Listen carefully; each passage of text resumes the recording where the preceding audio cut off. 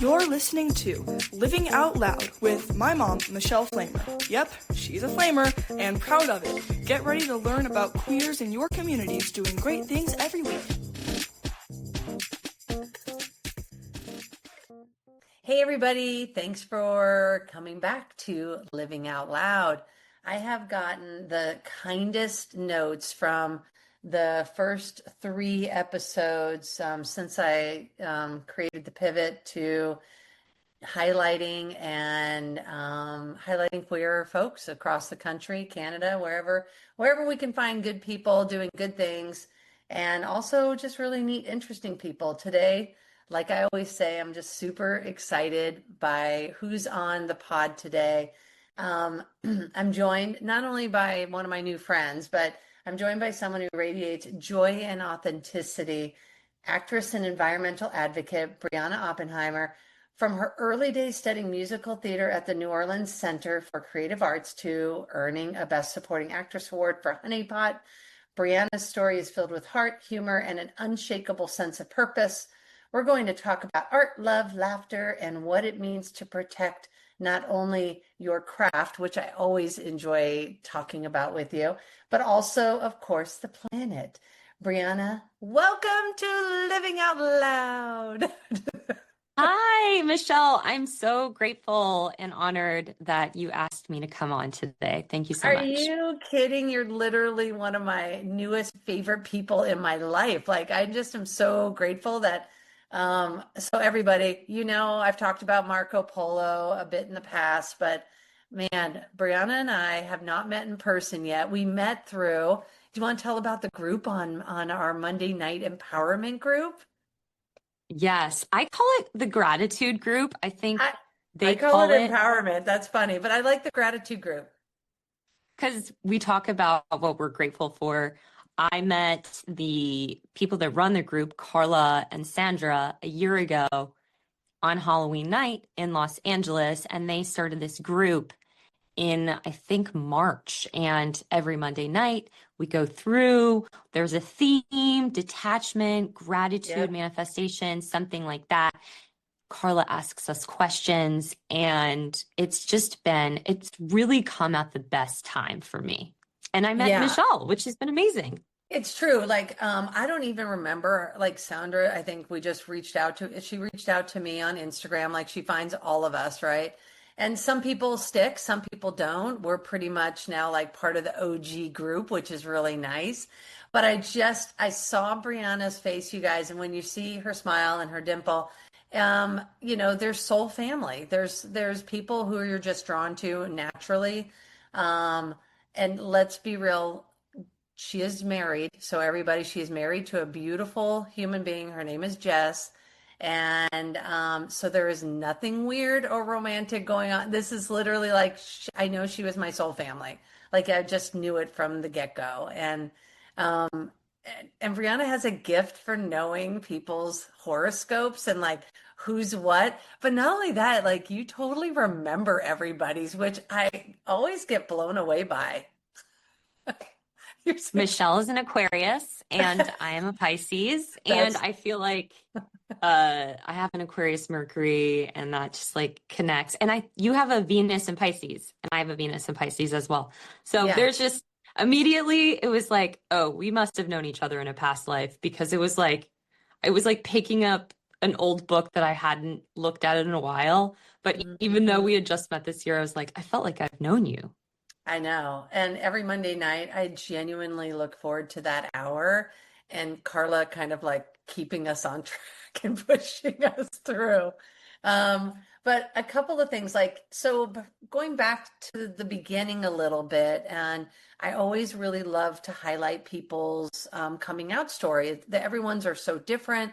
I also really think about kids or a young person who might be struggling with their sexual identity, gender identity, whatever that is. I always feel like us as people, I don't know, we're on our journey. We sort of know ourselves now, and sort of looking back at like me telling my coming out story, it was like, it's sort of cathartic too. I don't know.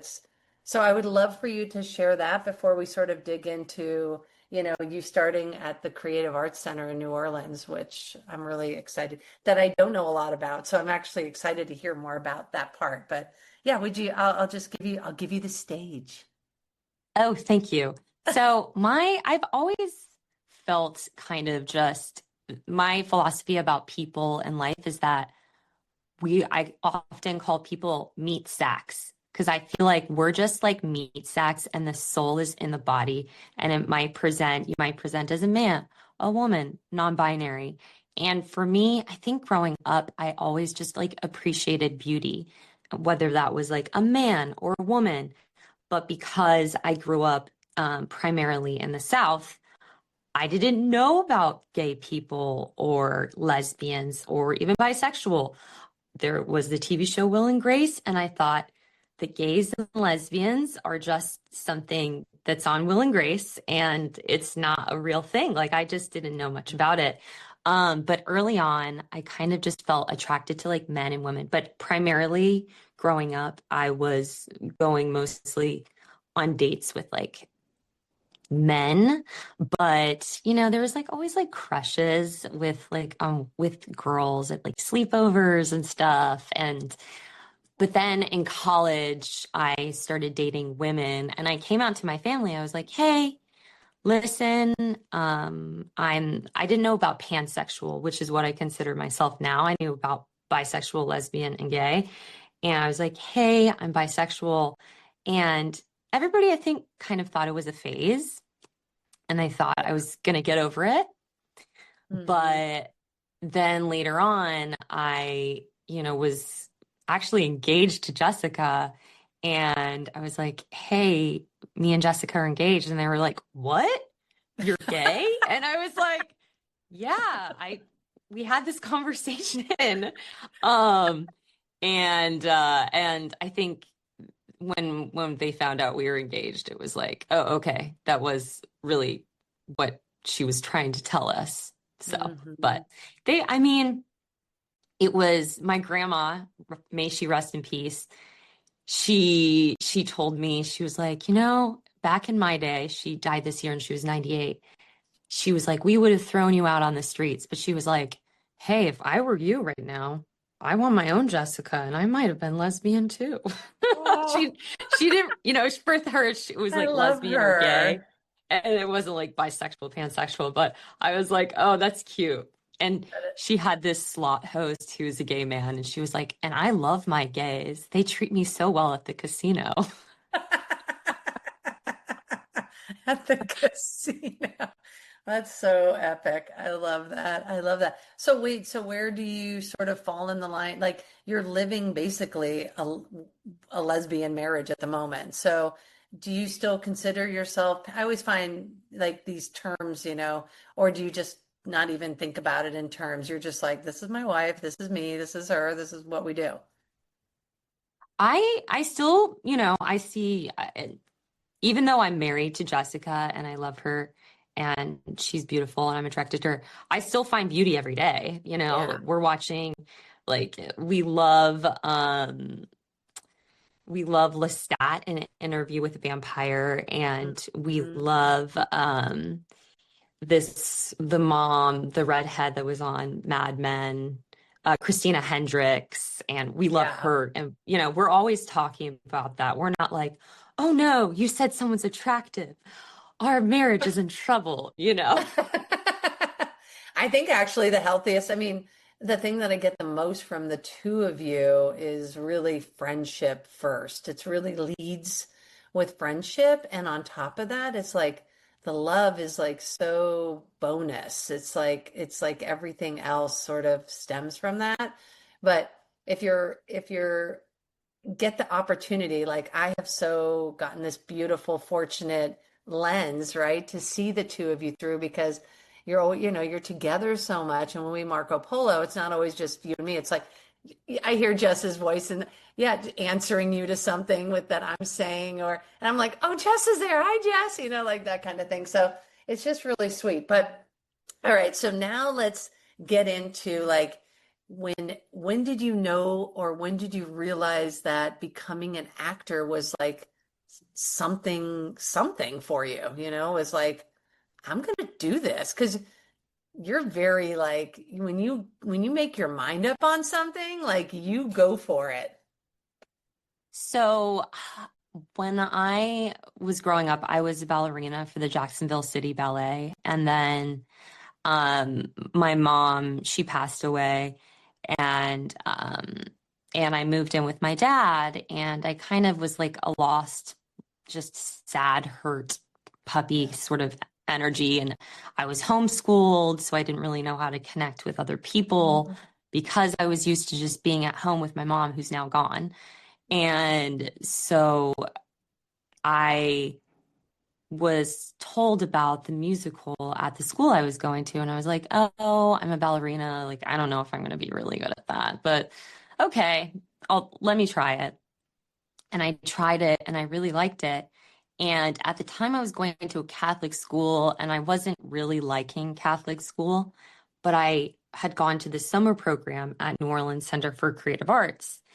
And I was like, oh my God, I love this with every fiber of my being. I feel like life, because up until that point, it was really sad with my mother. And life just seemed really confusing and Sure. overwhelming. And I was like, why am I here on this planet? And I went to the school and the teacher, Blake Cohealy, we were practicing this review. And one of the songs was Rent. Oh, And which he which one? um the main song, like Rent, how you gonna pay? Yes. Yes. and and Blake O'Healy, he was like, everyone stop, you're not doing this with passion. I, and then he played it again. He was like, I want everyone to look at Brianna. He's like, she Oh, has passion, do it like that. And I was like, wow, oh my gosh, for the that's first time amazing. ever, I feel like I'm seen. I feel like I have a Mhm. purpose on this planet. And finally, like all of like the sadness and the confusion that I had felt before just like disappeared and I had a path. And Mhm. so they were auditioning kids to be part of New Orleans Center for Creative Arts school. And I auditioned and I got in, and it was just like, it was such a magical time for me.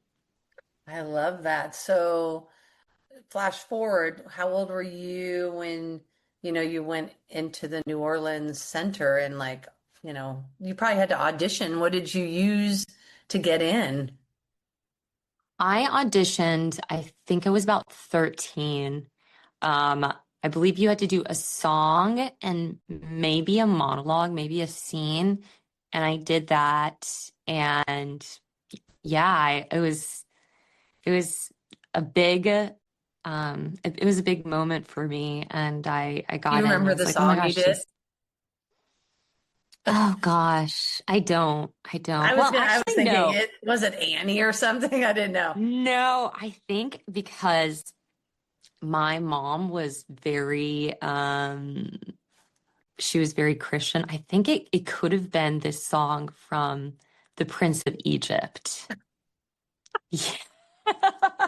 So That's great. yeah, I think Oh, it might have been that because coming from like a homeschool Christian family with really no, idea about the outside world. It was like, oh, this. so you have a couple of pretty famous alumni from that, like Harry Connick Jr. and some other, I think Anthony Mackie. Anthony Mackie and John Batiste. Oh, really? Yeah, he went there. He wasn't in musical theater like me. He was in jazz music, but I mean, he's incredible. So He's incredible. That's a good call out. That's awesome. So what were you hoping to do? Like, were you wanting to be in theater since you were such a theater kid at that point? Or were you like, I want to look for commercials or go more mainstream? Or what were you thinking of? well, at the time, I loved musical theater. I loved singing, dancing, and acting. I wanted to do it all. I was thinking Broadway, and that's and so I did musicals for a really long time. But then when I got to New York, I went to college in New York City, and I studied psychology at Marymount Manhattan College, and I was like, oh. the reality of the musical theater world was really rough for Yeah. a projector like me that needs naps a lot. So, which You're all, I how am I didn't going to know make about it through? human design then. Oh my God. You're like, so working on movies is a lot easier for you because you can take breaks because you know everything's so scheduled, so regimented. I mean, sometimes there's that off moment where you're like, oh, it rained, so now we have to like pivot, right, and go inside or whatnot. But for the most part, for me working in, in the entertainment industry, working on, you know, pretty decent sized movies as like a set medic and craft services. I've done, growing up in LA, like you do a little bit of everything. But so I feel like it's better for the napping because you're like, oh, It's I have an hour and a half till I have to be perfect. It's like I can snooze. and even if it's like 10 minutes napping, like after or before they're doing my makeup, like that's the movie and TV and commercial life is, I've kind of realized is much more suited for me. I did do some off-Broadway plays when I was in New York, and I'm really grateful because I feel like theater is just like such a beautiful art form because you get that instant gratification of the audience's feedback. And I love that. But seeing some of my classmates in these lines at 4 o'clock in the morning that wrapped around the building to Yeah, maybe get seen for a Broadway show, I was like, no, this I isn't know. for me. But I mean, it just builds a whole other set of muscles when you're in front of a crowd, a live crowd. It's a little different than, being in front of a camera where you're like, okay, let's take that one more time. Can you do it with a little more feeling, or whatever? It's like, okay. And you're not waiting for the applause at that moment. You're just hoping like, can I be a one shot Susan today? Because that'll make me look good, right? It's like it's different And different mentality. often I am a one shot I, Brianna. And it's just like, it's just nice because it's like, great, we did it. Let's move moving on. on. And it's not this like big thing of like like I do miss the audience. I think the audience is so nice to have that feedback, but doing film, you kind of have to have this like inner confidence of like, I know I'm doing good, even though the director's not every time going to be like, oh, that was so great. Oh, you're so great. Oh my God, you're so talented. You kind of Yeah. have to have this inner knowing of I'm great. So when you think about like the kind of director that you get really lit up by, is it somebody who is a little more verbal and like, yeah, in a sense of like being able to massage, not the ego, but also just to like, hey, that was really good. And let's try something new or, that was a great take. Let's keep that energy going for the next, couple of takes or for the next few scenes. What kind of characteristics do you really appreciate in some of the directors you've worked with? Well, I worked with this director. He was an Aries, and Aries are so fiery, and he was very charismatic. His name's Ray. And I love that energy of like so charismatic. And I also worked with this Virgo director who's a Reiki healer as well, Ooh, Yelena. And she, before we did our table read, she did like a Reiki like meditation moment with everyone, which was hmm, so nice as well. that's And it's cool. just for like really like having like high energy and being so specific because I have worked with some directors that were like, that doesn't work. And I'm like, okay, so like I kind of need to know what does work. And with Ray and with Yelena, they were like, great, love this. Now I want you to try this. Or like, they were so specific and like positive and high energy about every direction they gave me. And I'm so grateful for that. I love that. I was thinking while you were talking about social media and what a good job you do of like pimping yourself out in a sense and creating, like curating what you want to put out into the world and what you're sharing.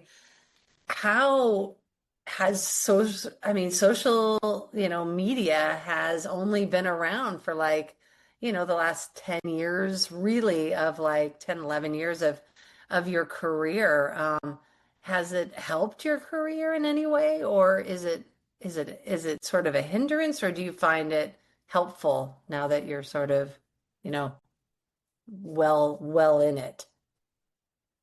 I find it really helpful. I notice a lot of people and actors and artists are like, I hate social media, da da da.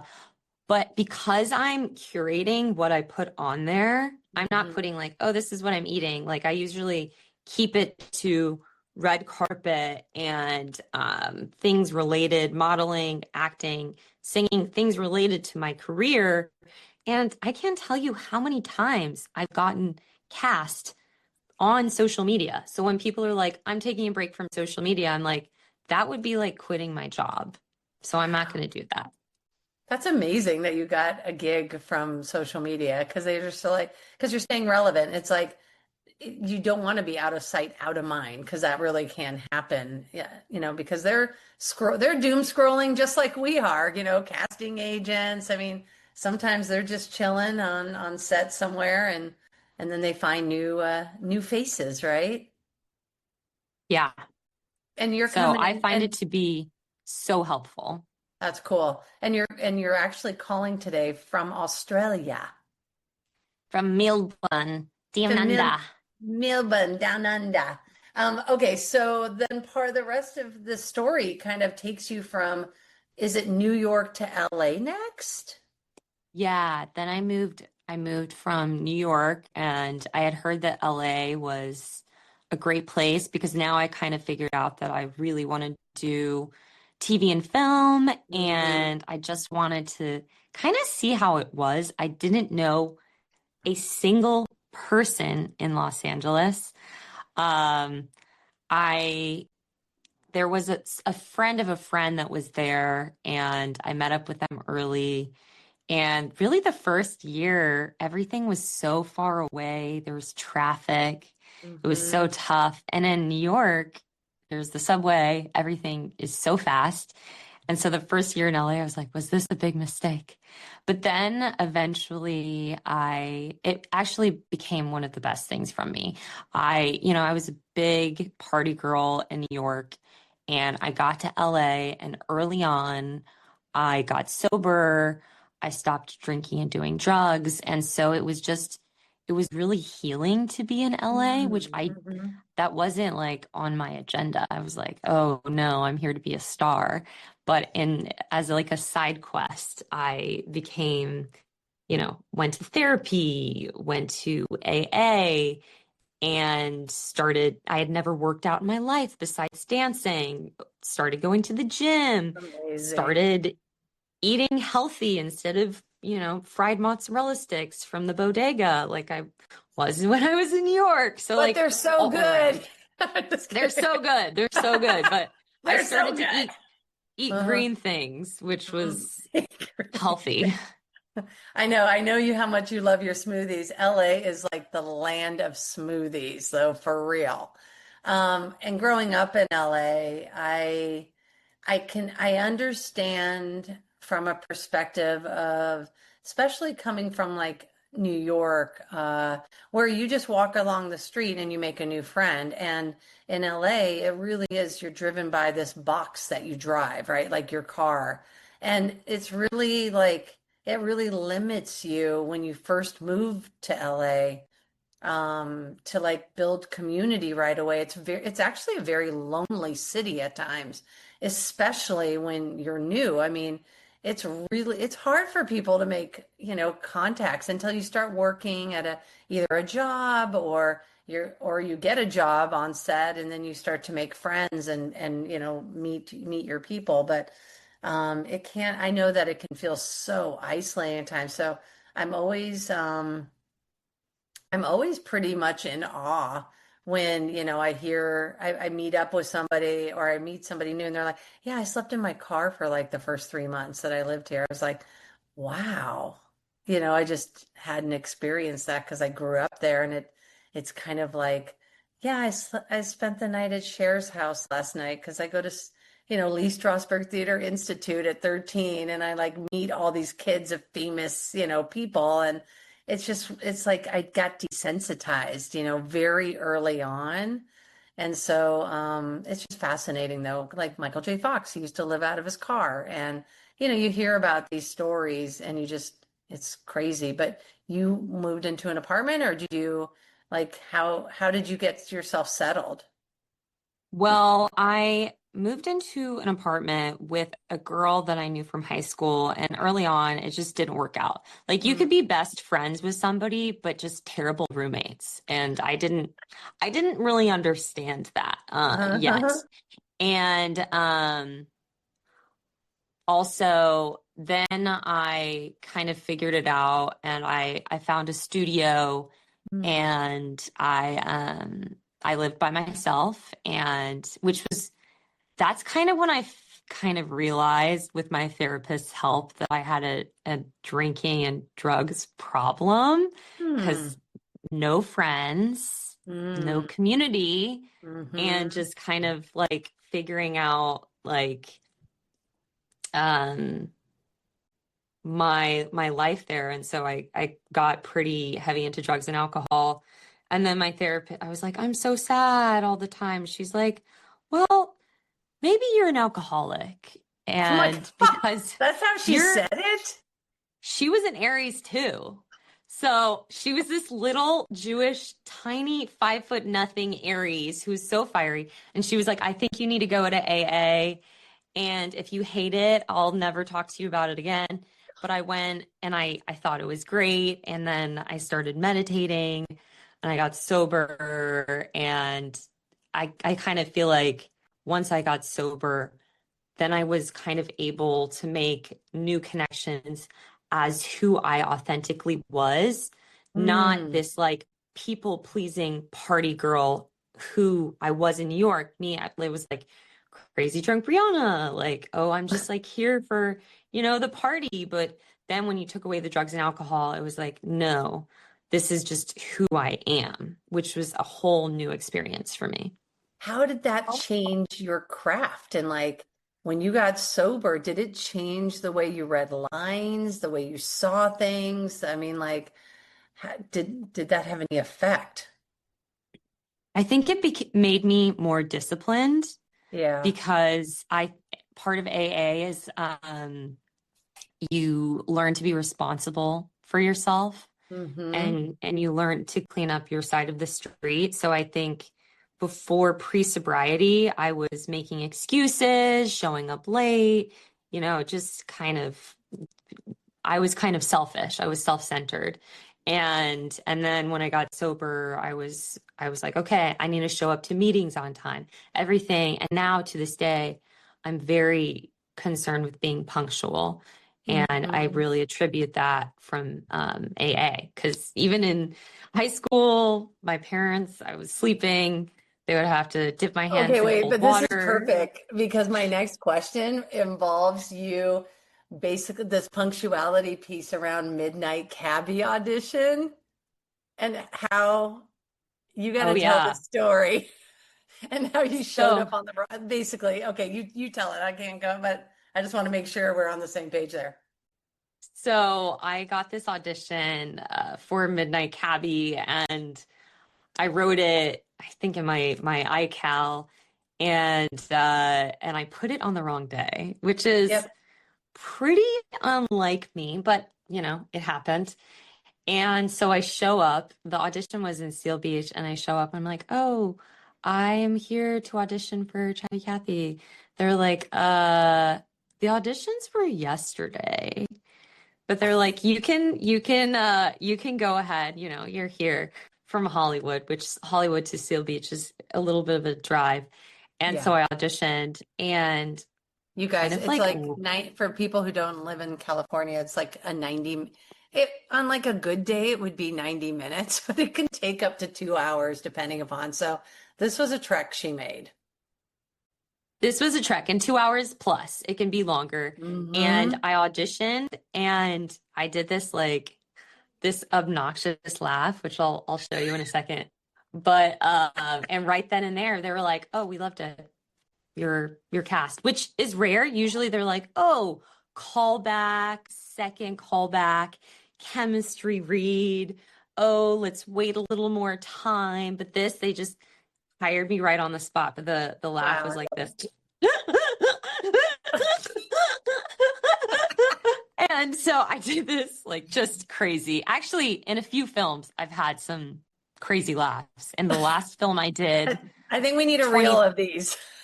You got to 20 splice them pounds together. to 20 pounds to happiness. I did this. I was kind of this villainous character, and her laugh was like this.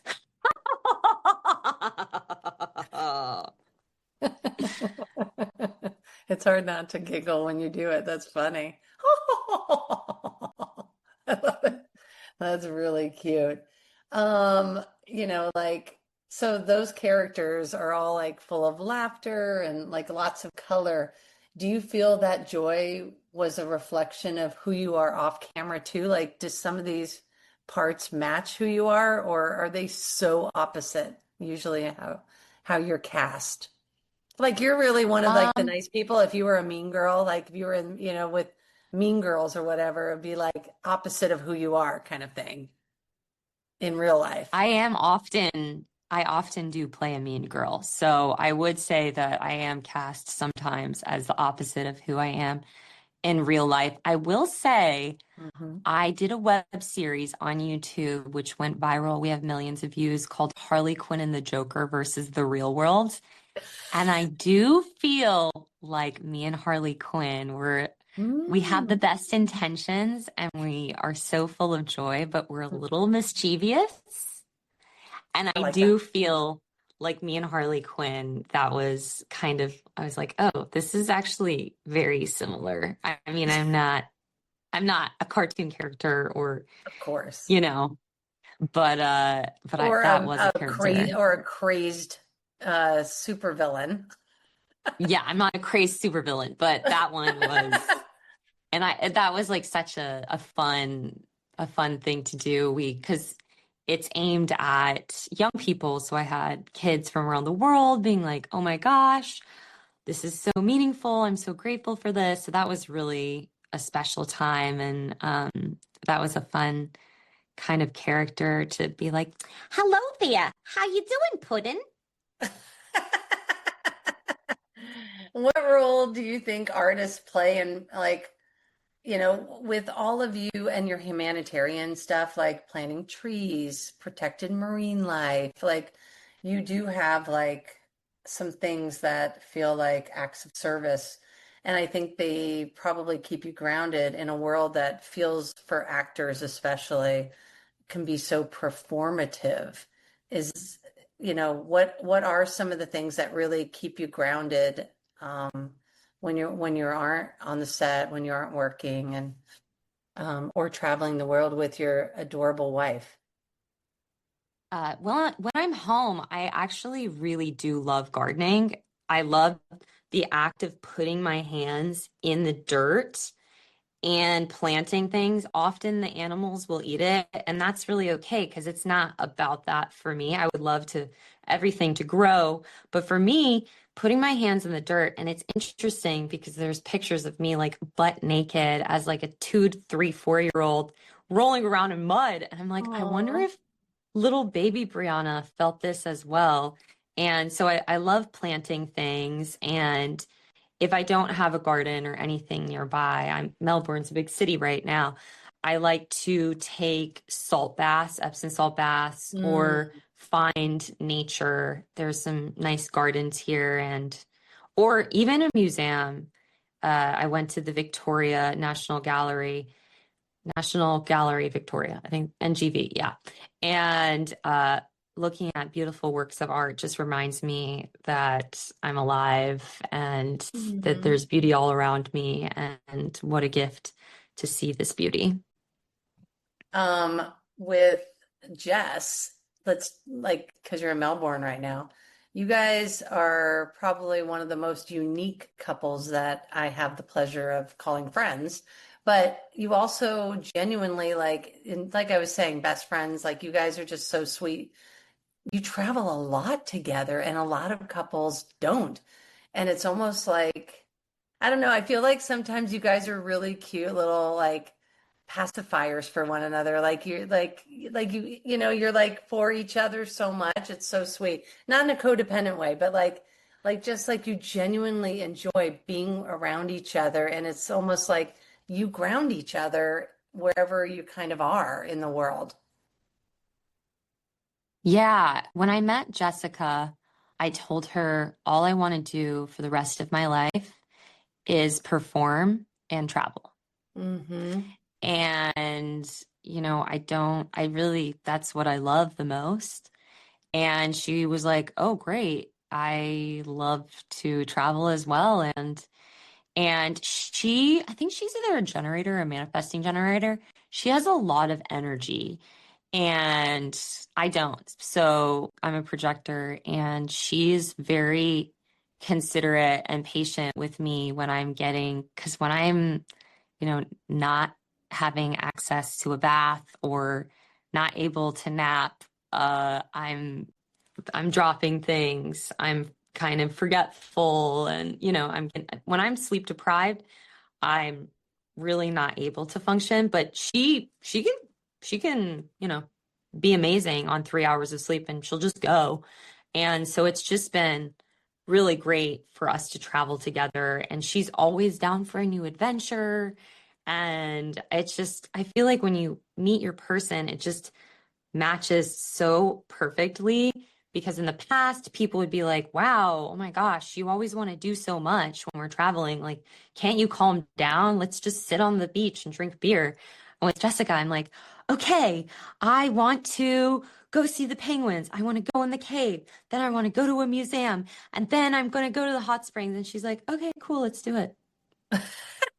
I mean, it really does come to the down to the fact of like we aren't too much in life. Like I'm just saying in general with people. Like if the old belief is you're too much, then it's just that you're literally with the wrong person. I mean, at that point, because the right person will love you will love you because of that piece of you. Like everyone else who said no, no, no, it's their loss, obviously. And Jessica's gain because she got this amazing, fun partner out there in the world. And then also, the fact that you're getting older and you're getting so much more grounded and you're learning so much about yourself. I mean, this is where I've sort of entered into your journey as like watching you really blossom over these last, 5, 6 months. And it's really beautiful to see because I know I'm older than you. And so I feel sometimes like the older sister, and I'm like, "You're doing so good," because I'm like, look at her, like baby's all grown up, it's like you really are just coming into your own now. And it's really beautiful to see. Thank you. Yeah, I really feel like when somebody is with a friend or a partner and they say like you're too much, there's this kind of sarcastic thing that I saw as a meme is like, "Okay, so go find less." Yeah, I love that. And I was actually trying to think of it, so I'm glad that you said it because I think telepathically I'm like, I can't remember this little piece, but you totally nailed it. So it was great. With you and Jess and your, such a visible, authentic love, what have you learned about yourself within this marriage that, you kind of didn't know before? Anything that has surprised you? I think Jess and everybody has a different opinion of what love is, but love for me is like a warm, like comfort blanket. Like when you're a Mhm. child, you might have a safety blanket, and it kind of feels like that with me. I feel like she supports me no matter what. She's there Mhm. for me. She was there for me when my grandma was dying in the hospital. And then she's there for me on the red carpet when I'm Mhm. celebrating a movie. She's there for Mhm. me all the time. And when she's by my side, I just feel like I can do anything. And I've moved around so much as a child. My sister died when I was younger. My mom died when I was younger. There was just lots of different difficult things growing up, and it's just been such a gift. Marriage to me has been just the ultimate grounding of it's going to be okay because you're not on your own. You have this other person that has your back no matter what and that loves you unconditionally. I could Yeah, do nothing for the rest of my life and she would love me. I could, try something completely new and she would love me. She totally. loves me and she wants to help me do whatever I want to do. And she always encourages me to try anything I want to try. And she's my reader in my auditions, which is so nice because Good. it's difficult. Self-tape is amazing, but it can be difficult to find a reader. And that has been so amazing. It did, I think originally I had a hard time trusting myself and other people. Mm-hmm. So I think when we first got together, I was scared that if I made a mistake, if I did something wrong, I'm talking about like small mistakes, like anything, said the wrong thing, did the wrong thing, gave somebody the wrong time, that it would be over for me. And it's helped me trust other people that it's okay to make mistakes, small ones, big ones. It's Yeah. okay. I mean, and it's helped me trust myself as well that I got this, I can do this, and there are good people out there, but there are also bad people out there, and you don't have to make your decision immediately. You can kind of vibe it out. And also, it's been interesting because Jessica, often I will say like, "Oh, the vibes were off." And before I would think like, "Oh, that's a me problem. The vibes are off because there's Mm-hmm. something wrong with me." That's And right. now she's like, "The vibes are off. They're just not a good person." Like your intuition, she always tells me my intuition is so good. And now if the vibes are off, it's like, "No, it's not a me problem. This is my body reacting to someone and the Correct. vibes are off. They're not a Yeah, safe and person." right, and depending upon how the person grew up, like I do feel like there are like I think you and I try to give everybody the benefit of the doubt. We're sort of built that way, like, okay, let's just wait and see, and then if not, then it's like, oh, but we're now learning also that we don't have to make these big proclamations anymore, right? We can just quietly step out if it just doesn't work. It's like we don't have to try to fix the people or whatever. But I feel like your relationship is really one of these beautiful, um, beautiful in the sense of you both really help each other heal through this love. Like it's a really healing love because of how you both support one another till literally until both of you are just exhausted by the end of the day. But it doesn't matter because you're like still like go to bed and go, that was such a good day because because I was able to support you. I'm so glad I was able to be there. You were amazing, and vice versa. Like I think it's really, Yeah, it's really yeah. it's nice because she will come with me to film festivals and she'll give me breakfast. I love Celsius. She'll give me my Celsius, she gives Uh-huh. me all my stuff that I like, my protein bars and whatnot. And she'll be like, "Okay, go, have a great time." And then right now, she has a conference in Yeah. Melbourne. And I'm like, "Hey babe, let me make sure you have echinacea and vitamin C and like, do you need any food? Do you need anything? Sometimes the conferences are, they're missing a cord and I'm always offering, "Do you want me to get a cord or anything?" And so we really help each other Your in both of team, our you're a real careers. team. We're a team and I support her. If she has a 20-hour day, I'm like, "Great, babe.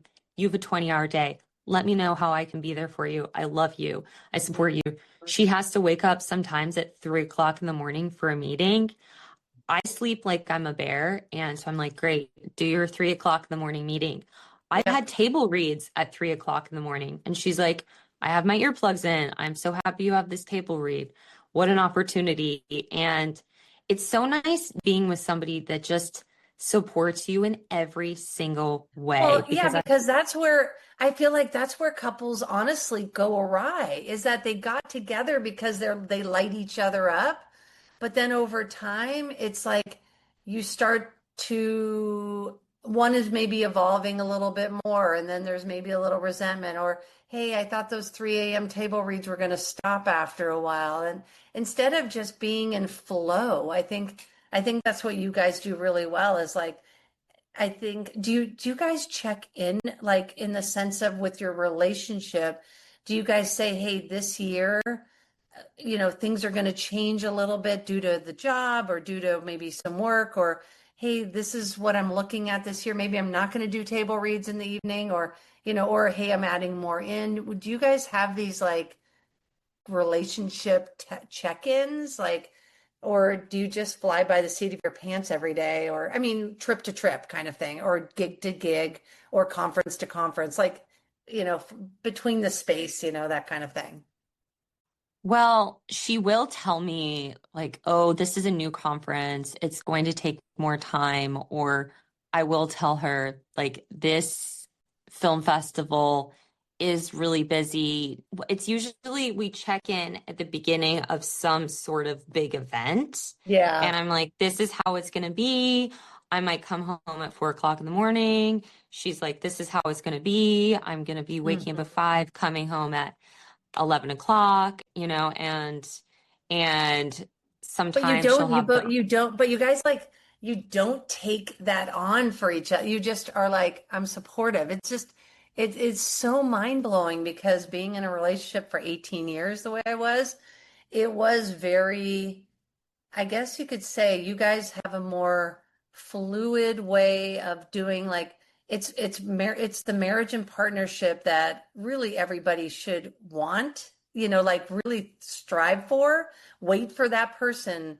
Don't just date to date, don't say yes to long term if this person isn't really the long term fit. Like if it's not a fuck yes, then it's a fuck no. And it's like I think you get to a certain place in a lot of marriages, and I could speak from my own, where after a while you're almost just surviving in the marriage, and you two look at it. So, I mean, it's just like this unspoken thing where you both just really, which I'm so appreciative. And as you can see, I love talking about it because it's you don't hear about really good relationships out there. It's like you guys are really good model for what it really should be about, which is just like I'm fucking cheering you on whatever time it is, like because that gets the best of both of you. Then you show up as the best versions of yourself, which is like the whole point.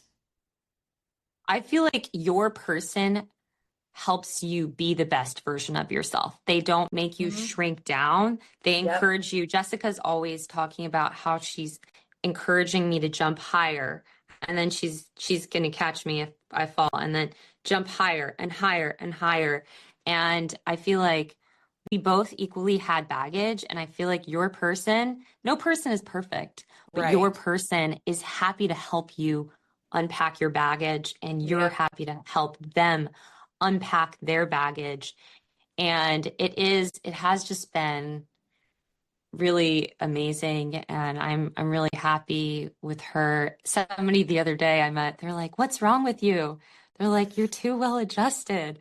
I'm like, "Well, if you would have met me, high off my butt when I was I'm in kind of my sad late I didn't get to see a couple of those nights, but it's all good. I'll send you a picture that Okay. that it shows everything. Okay, Where perfect.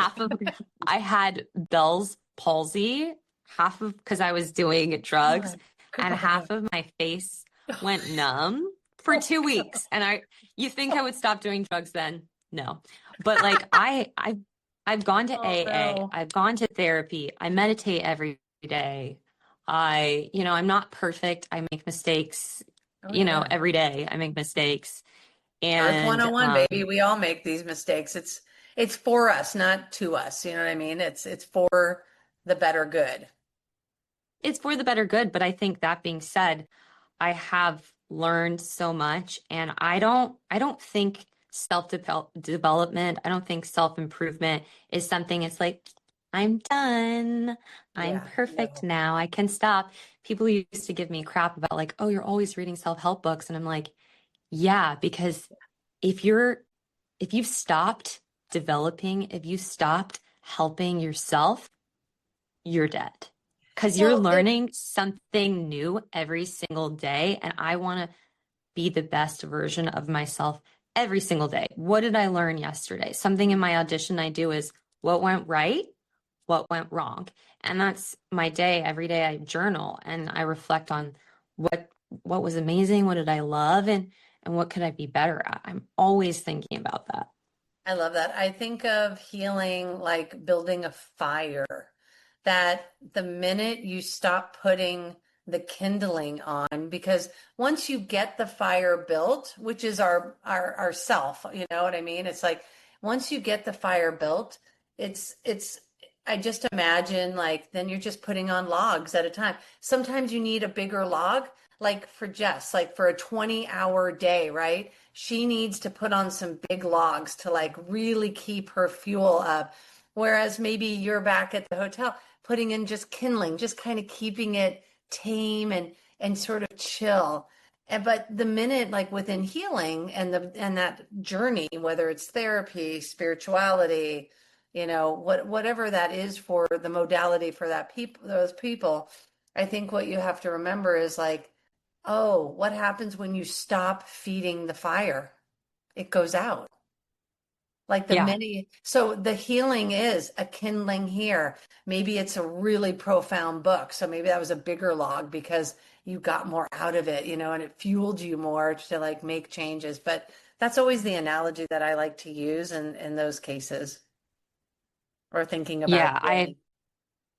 I just think that healing my aunt, she's also in Arizona and she's given me so many books and one of them is Adventures of Illusions, Adventures of Reluctant Messiah, and that book was just so helpful, and not every book is going to be for you. Not every therapist is going to be for you. Not Mhm. every AA meeting, not every whatever. I was in a suicide survivor support group. Not every support group's going to be for you. But that doesn't mean to stop healing. That Right. means Or to to try stop trying to, something new. or to find, yeah, to keep finding a new group, find another therapist, find blah, blah, blah. Like you said, like read another book. Like I think people give up too quick, you know, in their healing, or they think, I'm just going to scroll TikTok and now I have a degree in therapy, TikTok therapy or Instagram therapy or whatever that is. So it's like, it's just funny. It's just interesting to me. So one of the other questions I had that was like around like the power of your becoming, right? Like how you, and so like you've studied so many different disciplines, musical theater, you studied with Stella Adler. Did you study with Stella or in the I Stella Adler sort of mode? I studied with one of her assistants named Richard Scanlon in New York City, and Hmm. he was so patient with me. He was kind of like this surgeon, and he would just like see like, oh, we need to work on this thing. Here's an exercise for this. Love We need to that. work on that thing. Here's an exercise for that. And yeah, he was great. I love that. And then, so like, what, you know, was there a particular lesson from each stage of like this, that the actor's journey for you that really like lives in you today that you really have taken, like, it's just a part of who you are? I think the first lesson was there is a purpose for you. There's a place for you in this world, which was, I think, for young people, life seems overwhelming, and sometimes it's like, is there a place for me here? There's a place for me. That was my first lesson. Mm, And I think the second lesson was to study and to work hard and find things that work for me. And then I think another lesson was reflect on experience and mm, studies mhm. and figure out what you need to bring, because you don't need to bring a fork if you're drinking or sipping on soup, so bring each tool to every different situation, and then what went right, what went wrong, and that's kind of, I have this actor's journal, and that's been really helpful for me. I love that. Those are some good little nuggets right there from you. So what does becoming mean to you right now? Like what's this next chapter for you and healing and in the process of just life? What does this next phase look like? This next phase is attracting and accepting and receiving everything that is my highest excitement, TV Mhm. shows and movies that excite me and accepting them. And then also, like you were saying, if it's not a fuck yes, it's a fuck no. And if I'm not excited about something, which in the past I've had kind of difficulty with, is saying like, no, this is not for me, you know? Yeah. But uh, but when it is for me, being like, yes, let's go. I'm so excited. Let's do this. It reminded me of, the Target lady on SNL. Let's do this. Your little hands did it. Yeah, my name's Penelope. Oh, Oh my there's God, I fun. love 99. She's so genius, Kristen. So fucking great. Okay, so now we do like a little rapid fire round. Are you ready? I'm ready. Okay, good. Your coffee order, is it a tea order? I can't read. I don't really drink coffee. It gives me a stomach ache. Mm-hmm. So I really like tea. I like boba. I did this taro drink. It was mashed taro and coconut milk, and that was delicious. Yum. That's really yummy. And I know we mentioned your smoothies. You love your smoothies. I So, drink smoothies. When I'm at home, it's a smoothie every day. And then my kind of caffeine boost, which for some reason doesn't give me a stomach ache like coffee does, is Celsius. yeah, you like those Celsius drinks. I know a lot of Yeah. people who do. What is your go-to karaoke song? The Story by Brandy Carlisle. Oh, that's a good one. I want to hear you sing that. Okay. Something that always makes you laugh. Oh, Will Ferrell in Eurovision. He's so good at that. Oh my God. If When you I'm just say, having I a mean, like, I want to be somebody who, like, when think of Will Ferrell, I start to laugh immediately just by thinking of the breadth of his work is just hilarious. He's such a brilliant, brilliant comedian. I was so because he's one of my favorites, Yeah. and he does this. He did Talladega Nights, where he's like, "I'd Yes. like to thank you, Lord, for 8.5 pound Walker and Texas Ranger and 8.5 pound baby Jesus." And I did this acting class where we got to play other genders, and I was like, "Yes, I get to play all the Will Ferrell roles." And Heck Eurovision is yeah. so funny, they sing and there's funny lines and I just love it. God, I love Elf. We're coming into the holidays, right? So it's like Elf is gonna be, oh, I love Elf so much. So what's a role you'd love to play? I really like The Great on Hulu with Elle Fanning and Nicholas Hoult because it's a period piece, which I'm Mm. obsessed with period pieces. I've pretty much anything that's before 1900 and it's a period piece TV show, I've seen it. And but the best part about The Great is it's a period piece and it's a comedy. Oh, that's kind of rare. It's rare and I love it. And I would love to do a period piece comedy because it's blending my favorite two genres together. Wait, so what would you say is Bridgerton? Would that be in something to that effect where they kind of pull in modern music, but it's set back in that tone and it is pretty funny. Bridgerton is a drama. Okay. It is, there might It's be some lighthearted categorized as a moments. drama.